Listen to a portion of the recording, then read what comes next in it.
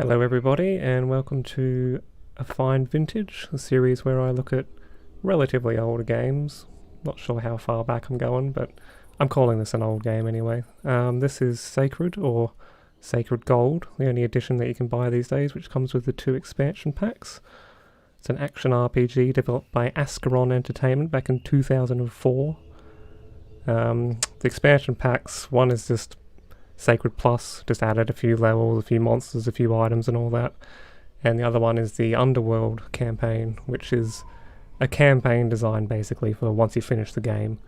You can jump into it with a high level character, or you can carry over your existing character. It also added 2 new people, the Demoness and the Dwarf.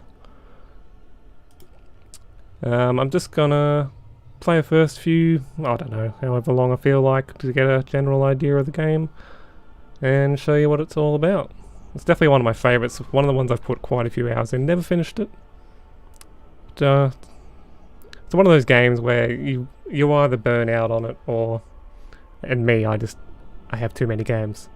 And I'm constantly switching, and I wish I had the patience to finish this. And one day, maybe I will. Not today though.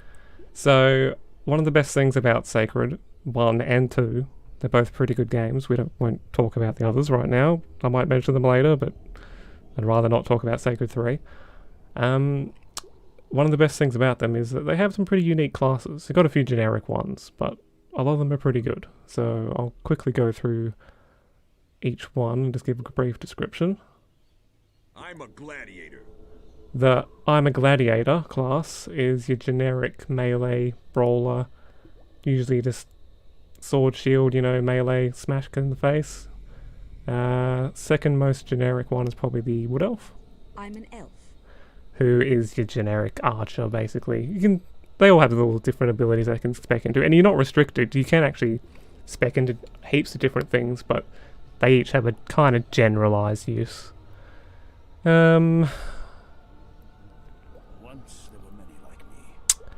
The Once There Were Many Like Me class, aka the Dwarf, is basically kind of like a dwarf engineer. He has guns, he has gadgets and stuff. He's not just a generic sword and shield, or rather hammer and shield dwarf or anything. I'm a battle mage. Battle mage doesn't sound as generic, but well, he's generic in his abilities. He's all spellcasting and all that, but he can wear armor and he can have melee weapons and stuff. But you can just play him as a straight up, just normal wizard if you want. I'm a dark elf. Dark elf is pretty cool, kind of like a assassin / monk. A lot of dual wielding, a lot of knives, a lot of claws, I think some of his abilities are like basically types of martial arts and stuff. So he's pretty cool, a bit different. I'm a seraphim. Seraphim, basically the mascot of the series, usually on the box art and all that. Kind of a paladin. You can spec into anything. It can be ranged if you want, but you can pretty much make very much a heavy armor, sword, shield, light magic, very paladin-y, kind of. And on the opposite end of the spectrum This world is the Demoness, who's not going to say what she is. Same thing, kind of spec into anything much like the Seraphim, but you're going to be using a lot of dark abilities and stuff. I am the vampirus with a... Probably one of the more unique ones. Same story as the other two. You can kind of spec into anything, but you're going to have a lot of weird, unique abilities. One of the one she starts with, the game has a night and day cycle, and you can transform into another form, which just looks like her with black hair, to be honest, but she gets all these enhanced abilities at night time. But if you use that ability during the day, you're going to burn in the sun and take damage over time, which is a nice little feature. For the sake of the video, I might actually go with the vampiress. I am the vampirus with a living soul, a blend of knightly close combat warrior, by day vanquishing her opponents with the sword, and at night, a mad, diabolical beast of prey, tearing her victims apart and creating a ghastly following with blood-soaked kisses. Indeed. Your difficulty is bronze and silver. I don't think I've ever tried silver. I don't know how difficult it is. And of course you can import an existing character. I should just say at the beginning, this game is old enough that it's kind of at that age where it's having troubles installing on a few modern things. You might have to have some workarounds. I thought I'd better just mention right now that there's a mod called Sacred Reborn HD. Obviously that updates the graphics. I'm running this at the default. You cannot change the resolution. It's stuck at, I think, 1024 by 7 something. It's not ideal. The only drawback with the Sacred Reborn HD mod is that I don't think, you have to double check this, I don't think you can have the HD without the rebalancing. And apparently the rebalancing is pretty big. It's changes the whole way the resistances work in the game or something, and it's a lot more difficult, a lot more challenging and fun apparently. But for the sake of this recording, I kind of wanted to keep it as original as I could. I didn't want to show off any too crazy changes or anything like that. So this is just straight up vanilla. But from what I saw, the mod does look pretty good, and I do recommend it.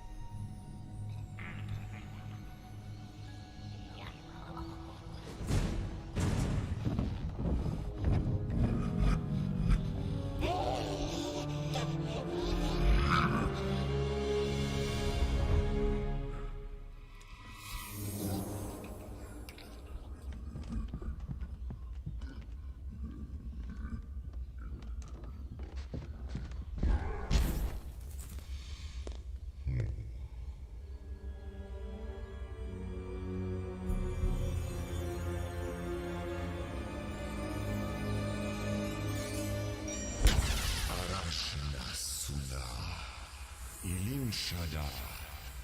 Noctura premis shine. Da. Sakama.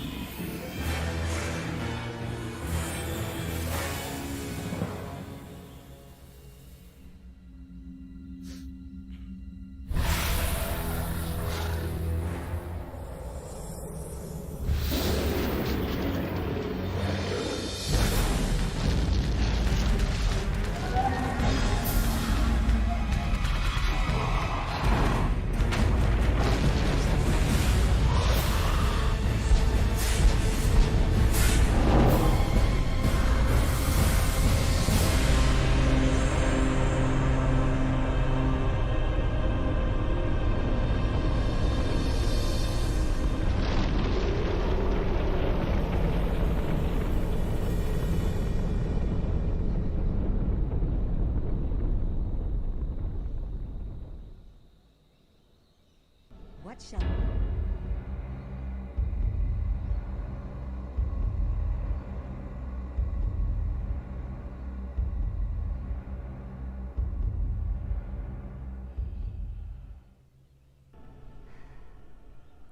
Very cool. Okay, so cool thing is that every single class actually has their own personalized start.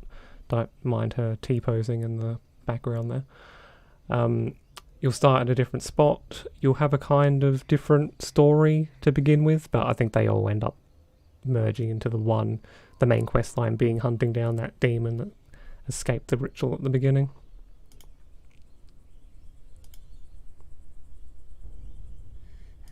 I should have skipped the tutorial probably.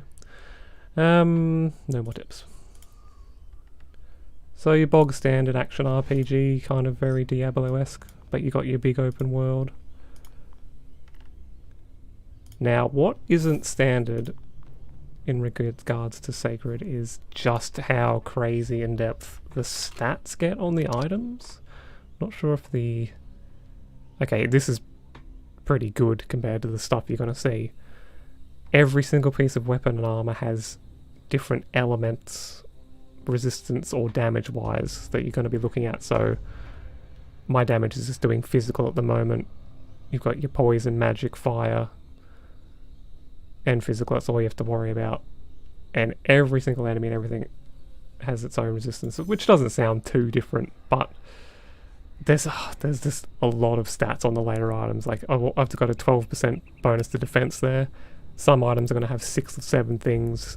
You're going to be balancing that as well as the elements, and apparently late game it sounds like the elements become a lot more important. You're not going to have to worry about it at the beginning. You're going to be pretty alright. Now, this thing here, every class gets their own different looking things, but this is what teaches you your skills. And the funny thing about Sacred is these are randomized. These are randomized drops from enemies. So you're not going to level up and put a point in, oh, I want whirling claws. No, you're going to have to hope that it appears in a shop or that it drops off a random enemy. Which, I guess in the long run is bad. If you want to plan out a specific build, I can see the fun and the challenge in building around what you get. I think that's kind of cool. But early game, like if you see a really cool ability in here, you're like, oh, that sounds really cool. Well, sorry, you're gonna have to wait. I think they fixed that in 2. I feel like you could trade 3 ones that you didn't want. I can't remember if you could specifically choose the ones that you wanted, but I think they had a fix. As far as I remember, there's nothing like that in this one though. Abilities, right click. At the beginning you only have the 1 slot. As you level up you're going to get 3 different weapon slots and you're going to get 3 different ability slots. But right now we're stuck, and this is my turn into vampire rest ability, which, like I said, not going to be doing during the day or I will burn. So what I might actually do is just put my claws of death on.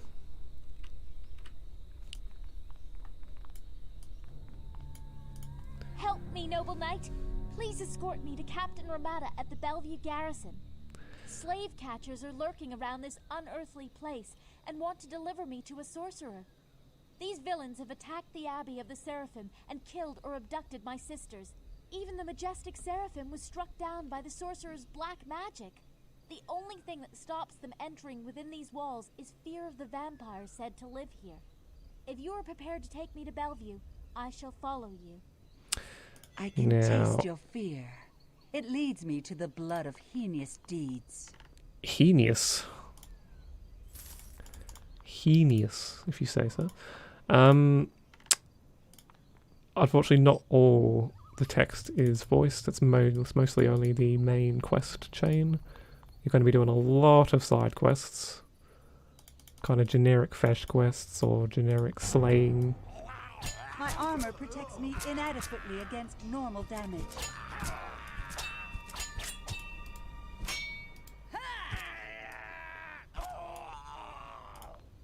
That's the basics of combat. Click, win. It is nice that a character will tell you, like she said, her physical armor's too low, so she's taken damage. Say it likewise if you're not doing enough damage. I believe the character will say that you're not damaging them with that type of weapon, etc. Interesting thing I'm going to tell you right now, which is a big hint or a big help, especially for an early quest and escort quests in general. When you heal yourself with a potion, you heal your escort. That is incredibly important. Because I remember there were some quests early on where I could not understand what I was supposed to do for my escorts, because they just run off, get into combat by themselves. They don't just stick with you. But as long as you watch the health bar, and if you see the health bar go down, just heal, and I'll heal them as well. Now that was a magical hiding spot. They're all over the place.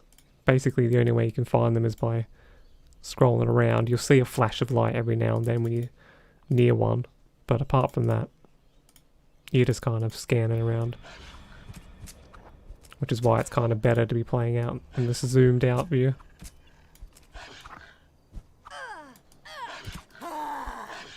So you got a little thing next to their health bar displaying their resistances. I've got to be careful around here. There is actually a really tough mob that spawns in one of these graves. If I can get in.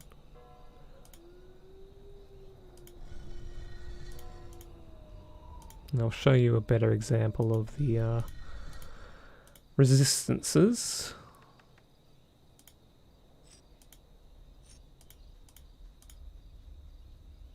I love the art style in this game. It's really, I reckon it holds up. Compared to Sacred 2, which went full 3D and everything, it's not a graphic style that holds up as well. Okay, so this guy, if you look down next to his health bar, hopefully he doesn't kill me, the more solid it is, so that poison symbol is quite solid, which means he really resists poison, he barely resists physical, and I think there might be an object in between, but I can't see it, it's that faded. And there's a tricky thing about undead. And that is, they're tricky to kill. I think it's chance-based how many times that they can come back to life. I know, that means he's dead. If his head comes off, he's dead. No, he's not. I'm wrong. I think they explode when they finally die.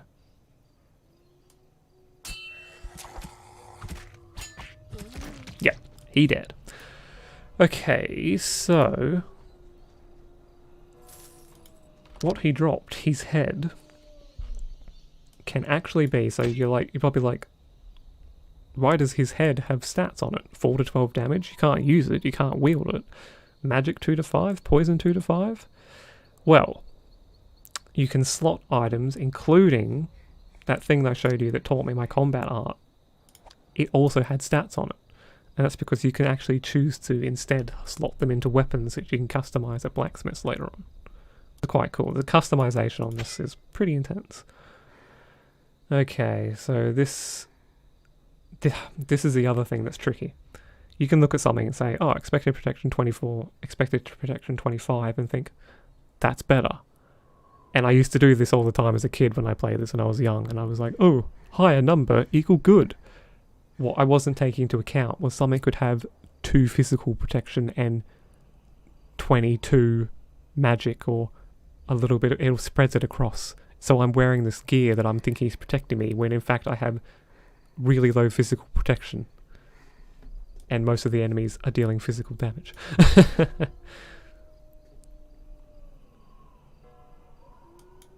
I will take that. So these are for the battle mage, so I can't use them. I don't think there's any trading between characters like Diablo or anything. I think you can safely just sell these. That's a little lore you can read if you want on various little things. Our journal. Here's your lore. Statistics. All the details on all the things you've killed, etc. The character breathing thing, I remember that being... I don't know why they do it. I think every character does it though. It's quite annoying.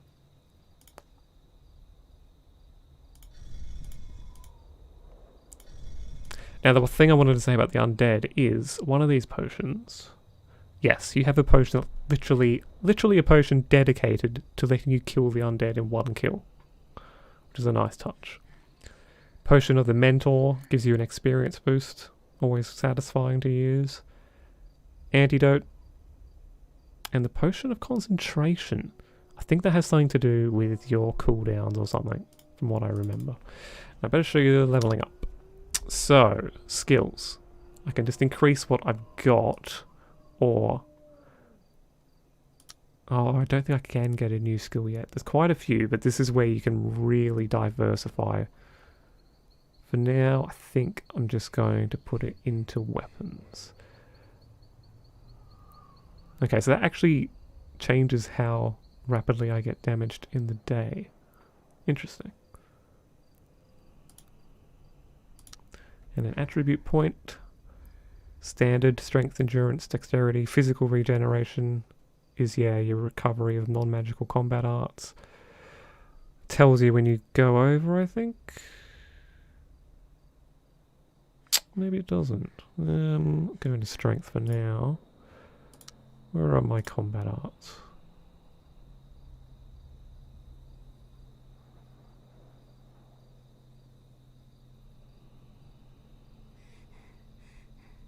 I think the ones, everybody's combat tree looks different, obviously. I think for the vampire, the ones on the right, the ones you need to be a vampire to use? I think. Interestingly, I can't see anything that tells you whether... I mean, obviously some of them are obvious. Claws of Death is obviously a physical combat art. But yeah, I'm not sure about the others. I definitely want to do a video on Sacred 2 because it also was one that I dipped many an hour in. Sadly, did not finish. I think you could say it was a longer game. The second one was huge. The first one, according to Google, or to howlongtobeat.com, this game takes between... the average seems to be 35, which surprised me. I thought it was humongous, like 2, which I think might be in... I haven't looked it up, but I would say somewhere between 50 and 100. It just went on and on and on. My armor protects me inadequately against normal damage.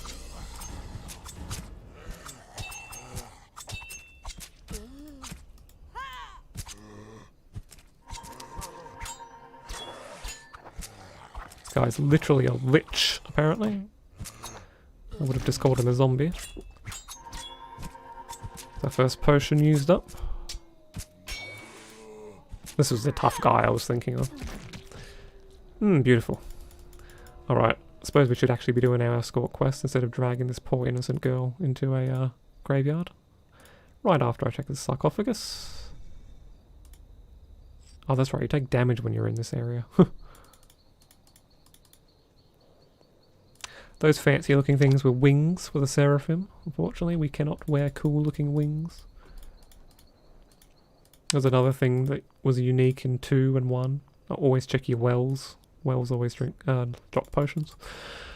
Yeah, unique thing in Sacred 1 and 2 is that every class has its own little custom equipment usually. Or sometimes equipment that they just can't use, like helmets, etc. I think the dwarf gets a backpack or something. Oh, there's your shine. See if I can... I'm not sure how long between flashes there are. There you go.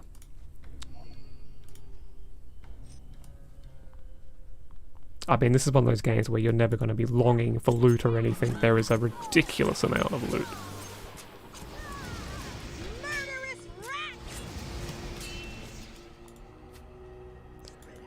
Obviously, this symbol represents that he's a boss, and also I think the colour of the name represents...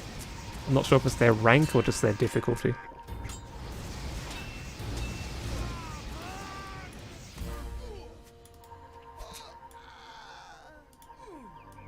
Thank you for healing me, lady. I think there actually are hirelings that you can get. So you can have permanent followers. They cost money, I believe. Well, we're getting a lot of items that we can't use, unfortunately, which is the way of things. So this is some other people's combat arts. This is what the demon ones look like, and this is what the wood elves look like.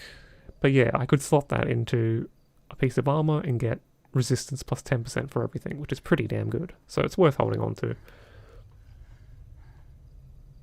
Funnily enough, that one, if you... I'm not sure what... Is that me? Banish Undead. Don't think that's me. But if I had Banish Undead, as whatever character has that, you could increase the level of it by swapping in this character's combat arts, which is just bizarre.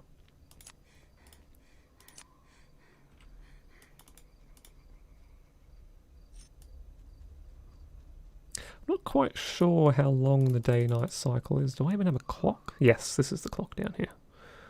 It does slowly move.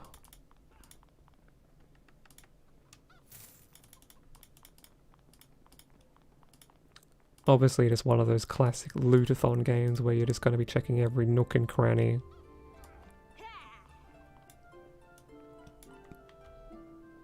Hold down Alt to see all your lootables and everything else.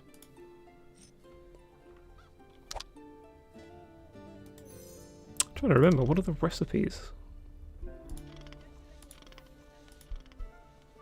Oh, literal recipes. Yeah, okay. I was going to say, I didn't think this game had recipes and stuff. No, it's just pointless lore.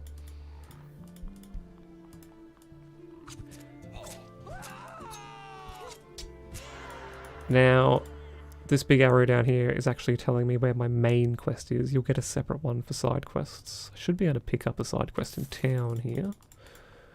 Now, can we get a new skill? We can. So, got a fair few. You can spec into specific weapons. Obviously, everybody's is different. What's disarming? Oh, that's right. You can actually disarm enemies. Parrying's good. I probably want to spec into a weapon to begin with.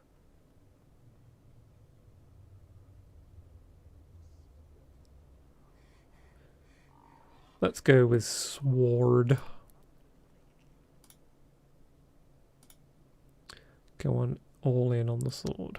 And I might get a bit of health because I was taking a bit of damage.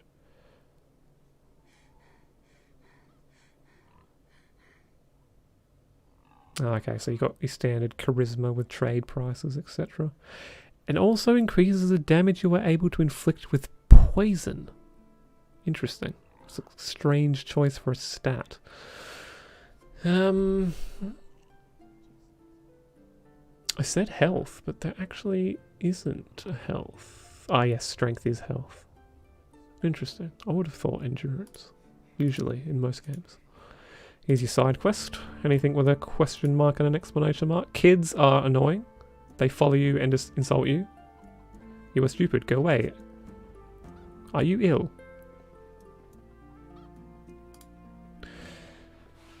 Help me, Amonji. Kill the rabid leader of the pack. What am I talking about? A local wolf pack is being led by an extremely malevolent wolf. A dark wolf, which definitely has rabies. Find the beast in the forest to the south of the old villa and hurry up about it before any more of my animals are eaten. Don't be afraid. So now we have our little blue arrow here to tell us where to go for our side quest. Not only are the kids annoying because they fucking follow you around and yell insults at you, but they always block your way, which is very annoying.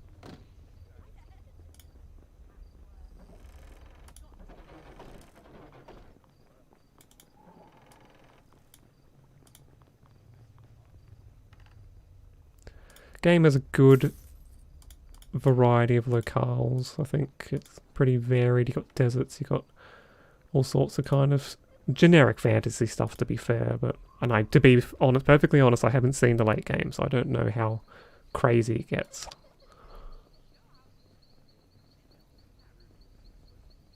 That's interesting. Strange for a sword to be unique to the Dark Elf. I thought they were all claws and stuff. It's not even a dagger, it's just a straight up sword. Shift click to quick sell, always handy. I'm probably gonna sell the skulls for now, to be honest. Do you, sir, have a better sword? Do I want to sacrifice my shield for a two-hander? No, I think I'll take that.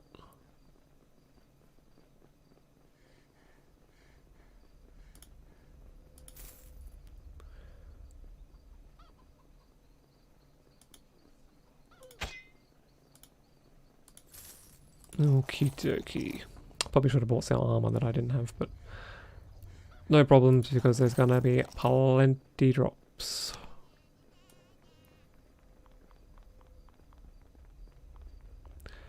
Most towns have this blue chest, which is just your storage chest. Obviously it's shared. No matter where you find one, it's gonna have the same stuff in it. Loot our well. I'll probably just go for the main quest. I won't bother showing you side quests, because yeah, like I said, generic find and kills. This one is a man who's lost his sheep. I'll do the job for you. You have to find it and painstakingly bring it back because it moves really slowly. Oh, actually, it might teleport to you. I can't remember. It might not be as annoying as I think it is.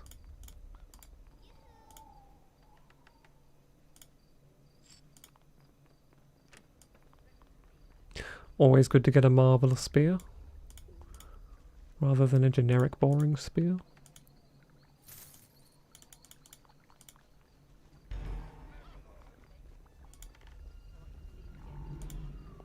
Sound design in general is pretty good, I think. Voice acting seemed alright. Oh my god, the doors, the NPCs are just mad. There's mounts in the game, which I'm not actually quite a fan of, because there are some abilities that can specifically be used while you're on your mount, but a lot of them are disabled. And I think...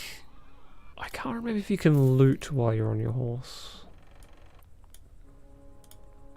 Still, it's a good inclusion. I'm not saying it's bad or anything. Just has a few limitations that you have to be aware of.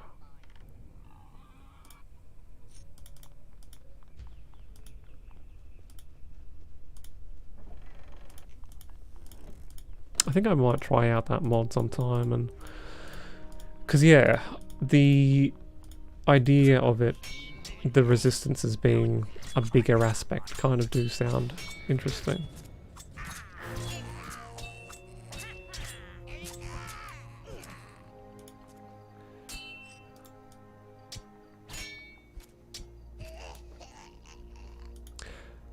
So 2, which was released in 2008, pretty much played identical to this one. If you played 1, you completely understood what was happening in 2. Then there was the next 2 games. So first there was a spin-off series in 2013 called Sacred Citadel, which was a brawl. I have not played it at all. I do want to try it out. I might even play it on a video just to, for my own curiosity, just to see what it's like. The game after that, Sacred 3. Boy howdy. I mean, I could do a video on it, but I actually own it on the 360. So I would have to buy it again to record it, and that feels like an unforgivable sin. Sacred 3. Oh. So it was no longer an open world RPG like this. They decided to make it... I'm sure there were reasons. Maybe the studio was not doing so good. I'll have to look into it when I do it, if I do a video. But instead it was a level-based action RPG. Very light RPG elements. You're not like picking up loot or anything like that.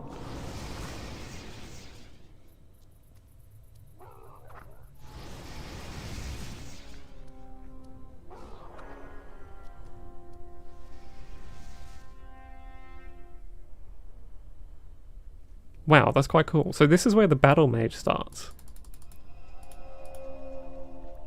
And he's gone. Ooh, mysterious. That's pretty cool. Yeah, so not only was the game much, much smaller in scale, but there were some strange choices. I think the base default game, you had 4 classes to choose from. A lot more generic, unfortunately. The voice acting was god awful. The direction, story direction, there was not much redeeming about it. The combat could be fun, and I did, ironically, full irony, it's the only Sacred game I finished. Because I played it, it is one of those games that is perfect for couch co-op. I finished it with somebody, we enjoyed it despite all the bad fucking dialogue, all the bad quests, all the bad everything else, because the gameplay was okay. My armor protects me inadequately against normal damage. And of course they chose to lock a few of the more interesting classes. I think they only added 2. behind DLC. One of them even had its own levels or campaign. You could play as an orc. The other one was like a vampire mage kind of character, I believe. I don't know. I might do some kind of video on it later down the track, because I feel like you have to see it to just understand how bad it was. It really did hurt the fans of the series, I think.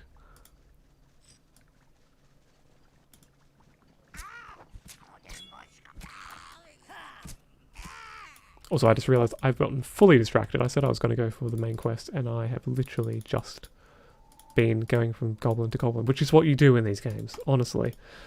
You're just going to be wandering, pottering around, getting levels, getting stronger, and vaguely following a string-together main plot. Which I think, well, like I said, I haven't finished it, but I think it's pretty generic from what I remember. So this is actually the world map. I was going to say, I'm pretty sure I can move. So you got your desert down the bottom, a few islands and stuff, volcano area, darky. I think I've been there. Dark forest area, it's quite cool. Got your winter mountains, dead area. Well, that's interesting. It looks like an Asian-inspired area. I haven't actually ever been to that. Obviously, there'll be a few other areas that probably aren't shown on the map. You've got Hell in the Underworld DLC. It's quite cool. I did start a new character in that before. It does look quite interesting. I think they said it adds 10 hours onto the main game, or something like that.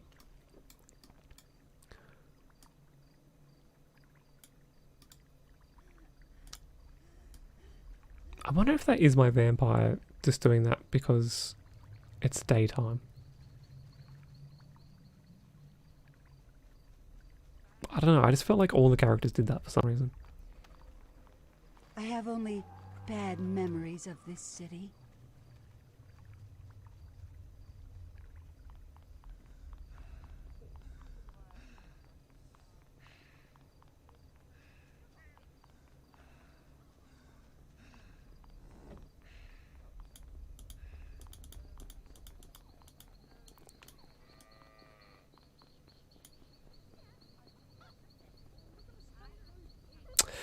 Yes, combos and combo masters. I never quite understood the combo system in this game. Oh, I just realised I now have 2 slots as well, so I might as well slot on a vampire. Don't need a second weapon. The combos. So, oh man. These combos, you can slot into your combo, your abilities down the bottom, and you can string together a number of combo arts basically with one press. But unless you can get a very specific combination going that's going to benefit, I never found myself really using it, to be honest. I don't know. Maybe I wasn't utilizing it correctly. I'm sure if you can find some good synergy with your abilities, you could probably do something, but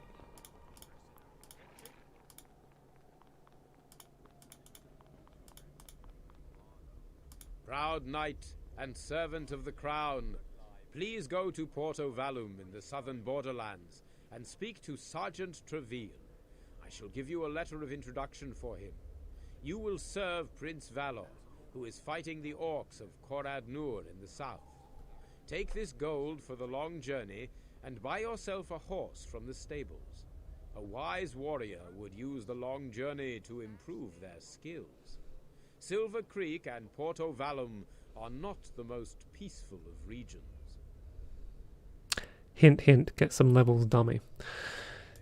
Yeah, so basically, I can see into your soul and will pray for you.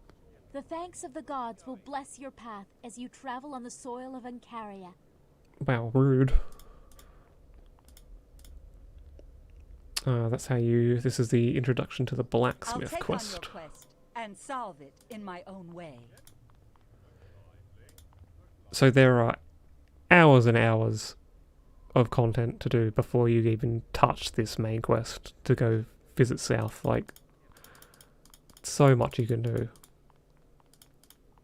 Heaps of dungeons, heaps of random caves, ones that aren't even necessarily attached to a quest or anything.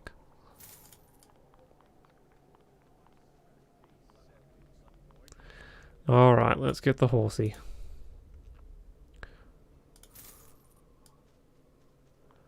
If you want the horse, you just hit your horseshoe here, and it will summon it if it's not nearby, otherwise you'll just run to it. So here we go, we can test and see, can I loot while on horse? No. That's why I hated the horse. In a game where you're constantly looting all the time, why can't you loot while on the horse? Alright.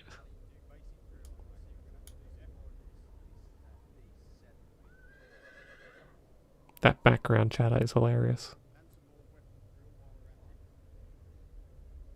Well, I guess not. I was gonna say, it sounds like that kind of background chatter where they usually have incoherent things. It feels like you're not actually supposed to be able to hear the individual things they're saying. I'll do the job for you.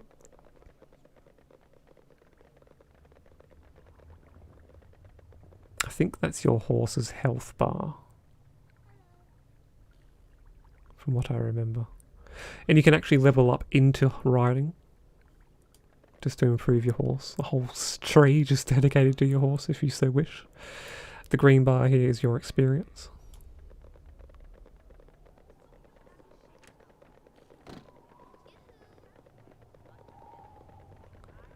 Now this dude's book is right in his house, I believe. Now I'm almost there.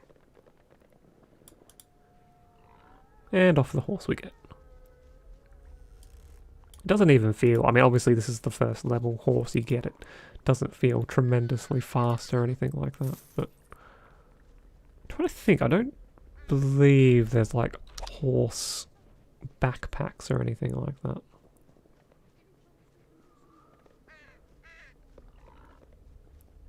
Just trying to think, there's not like, it's not one of those games where there's piercing damage and blunt damage and all that, it's just straight up physical.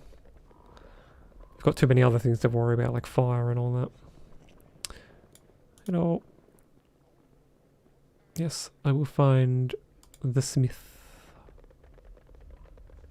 Oh, and I think we've hit night time.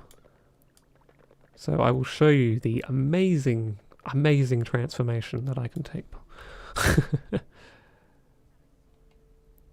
Okay, so it looks like... Oh, I'll go get... Oh, those kids are so annoying.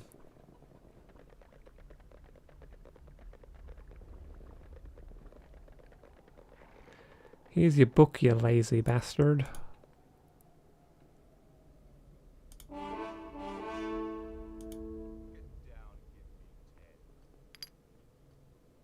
She automatically... That's another strange choice. She automatically gets back on the horse once you've collected the loot. Horse combat.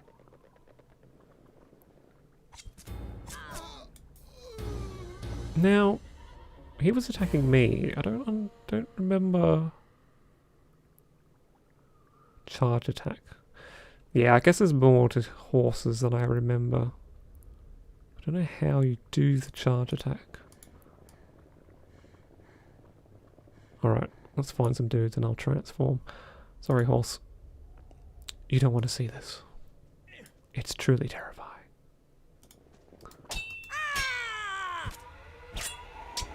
Oh my god. What a fearsome creature.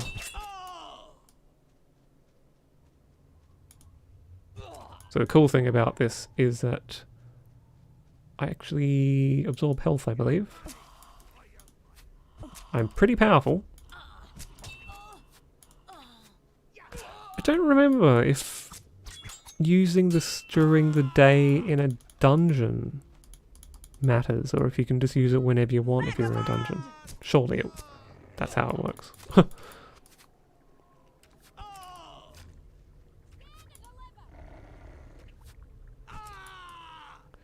Thing I didn't used to like apart from the fact that it takes your weapons away and you just punch them, claw them, was that I didn't like the look of this armor. This whole glowing orange effect. Not a big fan of it, to be honest. Ooh, I think I don't know if I'm just misremembering, but I feel like I'm not good with fire as a vampire.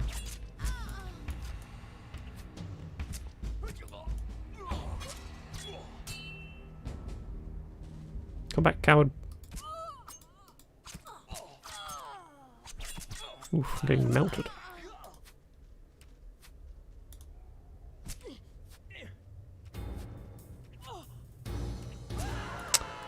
It's never fun, enemies that run away from you in these games, is it? I mean, it's more realistic. You wouldn't just stand there and shoot a bow in someone's face. I'm not gonna deny that, but... Okie dokie. I'm still happy. Oh, actually, no, I might do some defense, just so I'm dodging some. Hello. Forgot I was still on that. Ah, that's right. So when you turn into a vampire, you get different ability slots. And I don't have any... Ah, they become something different, that's right. So that's now hard hit. But I don't have any of the cool vampire abilities yet. Destroyed. Dead. I'm only getting 1 experience. The health bars are grey because they're so low level. Literally the beginning of the game, and I've already out-leveled the beginning enemies. Which is definitely... I don't know if you call it a problem, but... it means that a lot of the quests at the beginning of the game, you've instantly out-leveled them. Like, I should probably be moving on to a new area. I shouldn't be hanging around here and doing these low, like, this one about hunting the wolf. I might find that I've already outgrown it and I'm not getting any experience for it. So, you could say, well, that's terrible. I've missed half the content. Or, you could say, well, good opportunity for replay value if I roll another character. I can do those quests as that character instead. I don't know. It depends on your thinking, definitely.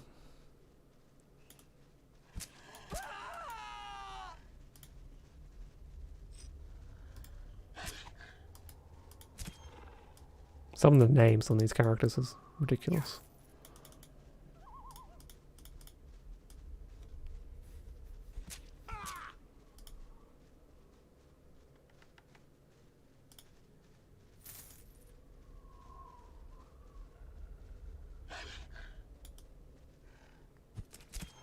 Okay, where are we on the map? We're in the middle of nowhere? Yeah. I wouldn't have... Oh, here we go. Good. I want to show you a little dungeon. I might just do that. And then I might call it there, because, I mean, honestly, you've seen most of the beginning. You've seen the main gameplay loop and everything. Give me more of that sword lore. And one of their weapons.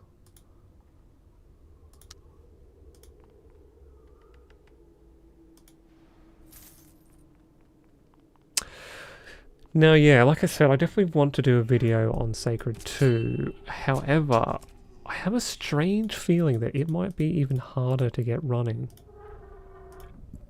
I seem to remember having... Because originally, back in the day, I played it on the Xbox 360. Which... It was one of those games where the PC version was vastly, vastly better. But, the caveat being... getting it to run is extremely hard. So, I'll see how I go. Hopefully if I can get it running, I will do a little recording just to show you.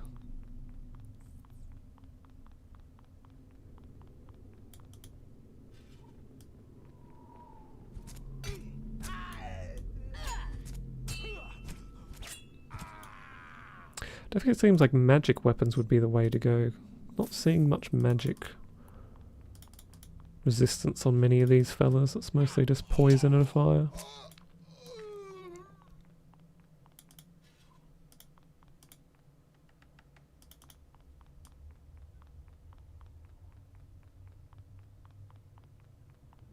Just trying to remember, I'm pretty sure enemies regenerate in this. Almost positive. Because you do have that problem of doing these dungeons. Like, I know for a fact that I'm pretty sure that this is quest related. Your hangers-on are already lying in the dirt. Now it's your turn. Which basically means I will have to come back here again.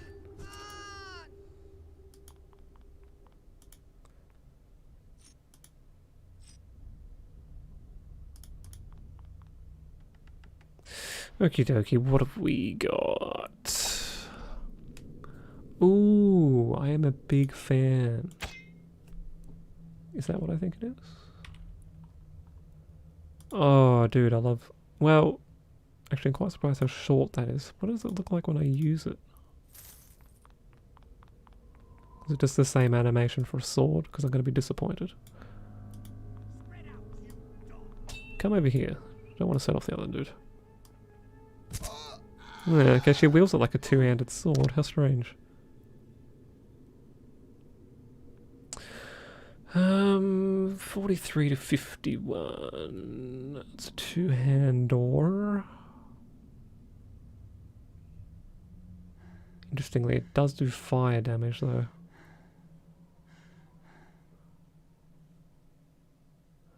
Don't have axe law, so probably... So that grey slot there means that you can put something in it with a blacksmith. You can put an item in, or you can just do a generic improvement to strength or some other stat. Now, it can use bows and stuff. I don't remember if you can end up specking into ranged weapons as the vampiress or not. I feel like you could. I felt like this game was pretty open with that stuff, but you might have to be a certain level to do so. Let's try out the two-hander just because I'm a massive nerd for two-handed swords. I want the heart still beating. I won't need any longer to deal with you than with your henchmen. That's right, you can get armor for your horses. I forgot about that. Hello, Seraphim. That is a heavily armored Seraphim.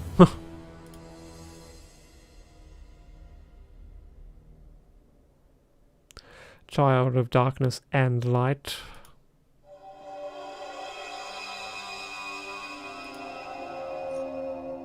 Ah, now, the other big thing, and this is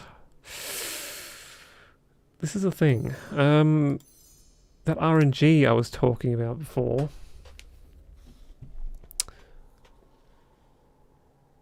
The way you level up your abilities is by finding that same drop or buying it.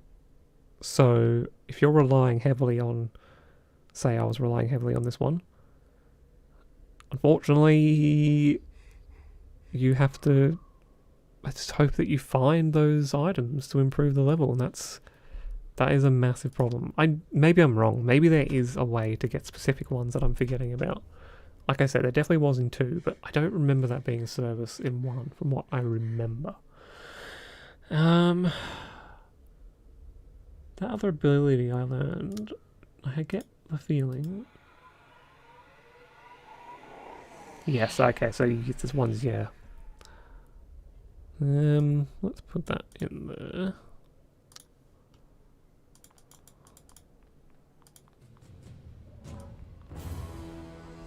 And let's do a claw jump. Amazing. Jesus Christ. Don't think that really required a screen shaking effect, but sure.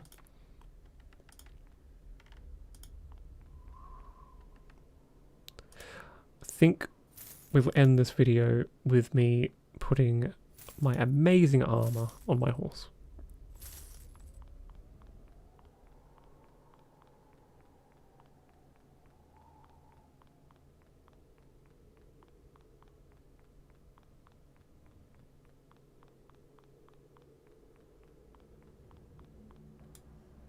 Hello, horsey.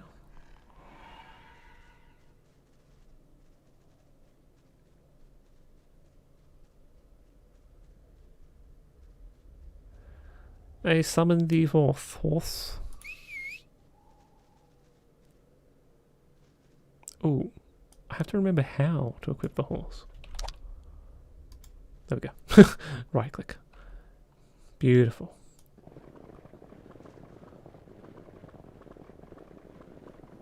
That's certainly a sound effect. Alright, I will end it there because, yeah, like I said, you've seen the main loop and everything. And I think this is definitely a game that still holds up today. No way could you not still have fun playing this. The only issue is getting it running. Like I said, you can look into Sega Reborn HD if you want. Apparently there's another one called something. I didn't write it down. It was something A Rather Life. But it seems to be impossible to find. There were people in the forums who recommended it, and then other people asking, where is it? I can't find it. And a Google search, I tried looking for it, I couldn't find it anywhere. And it's a shame because it was basically a HD overhaul without any gameplay differences. It was literally just the graphics, which would have been ideal. I probably would have used it for the sake of this video, but yeah, it seems to have done a disappearing act or something. Yeah, so if you like this video, you know the spiel, like, whatever. Comment any suggestions. I'm gonna have a few series. This is one for looking at older games. I'm gonna have another one called Too Many Games. It's literally just an excuse for me to play a little bit of the ridiculous amount of games I own. I have thousands of games. I have more games I can probably play in a lifetime, unfortunately. So that's why I want an excuse to play these games. So if you have any suggestions or anything you want me to look at, old or new, whatever, let me know in the comments. If you have any comments about this game, obviously, let me know. Any stories, I'd love to know. I get really nerdy about that stuff. I'd love to hear. And yeah, thank you for listening. If you watched, first ever video, done, happy with it. Oh well, we'll see what happens. I might look back at it and be like, oh god, what was I thinking? This is terrible. But yeah, thank you very much, and I'll see you in the next one.